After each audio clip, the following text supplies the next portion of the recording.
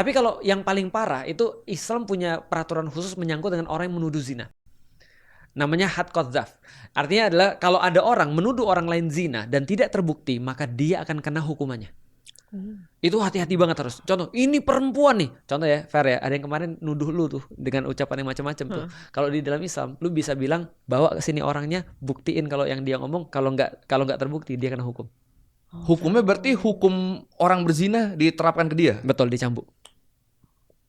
Enak Dicambuk? kan? Berarti dulu ada zaman dulu itu benar-benar di dalam Islam tidak boleh benar-benar untuk nuduh orang. Karena ini bahaya banget. Tiba-tiba ada orang langsung main lempar tuduhan, loh kenapa gue harus mempertanggungjawabkan gue nggak berzina gitu maksudnya. Apalagi bagi cewek, itu sangat fatal sekali kalau ada orang nuduh cewek berzina. Dia langsung gini, contoh ya, ada orang nuduh, wah Feren berzina. Misal aku nuduh Feren berzina. Hakim langsung kemudian dengar itu ketika aku lapor Feren berzina, dia bilang, oke Feren sekarang berani sumpah nggak? Aku berani sumpah aku nggak berzina. Maka hakimnya langsung ngeliat ke aku, mana buktimu? Kalau lu nggak ada bukti, lu yang kena. Nggak enak kan ya?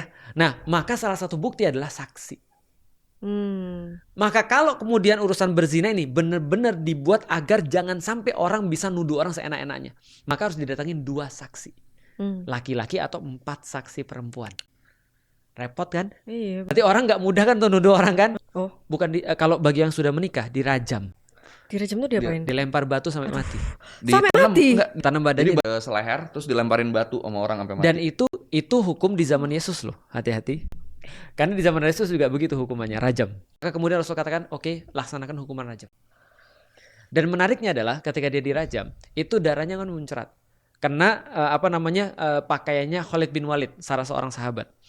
Dia jijik kayak mau bersihin gitu. Karena darahnya pezina kan gitu kan ya.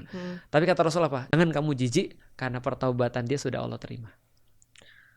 Oh, jadi Paham dia ya? habis dirajam, terus Iya. dia masuk surga. Ya. Artinya dia punya penebus atas dosa-dosa dia. Dan fungsi satu lagi adalah pencegah bagi orang-orang lain yang lihat supaya nggak melakukan dosa yang sama. Kalau ada orang lihat gitu, kira-kira berani nggak? Tapi waktu berbuat itu yang sama? hukumannya dilegitimasi sama Rasul. Sama Rasul Sekarang sebagai basically pemerintah. nggak ada. Nggak ada dan nggak bisa dilakukan. Karena itu harus ada pemerintah. Kan kalau itu cuma dilaksanakan orang Tapi ya mati banyak. Hukum duniawi itu berarti harus Islam dalam bentuk pemerintah yang bisa bereksekusi. Benar. Nggak boleh misalnya nabi atau misalnya apa. Nggak boleh. Harus Islam dalam Harus bentuk pemerintah. Dalam bentuk Berarti pemerintah. basically kayak semua itu void dong. Kayak nggak ada relevansinya Untuk sekarang ya. Cuma bacaan doang aja. Itulah sedihnya. Oh, tapi di Arab tuh kayak gitu ya katanya.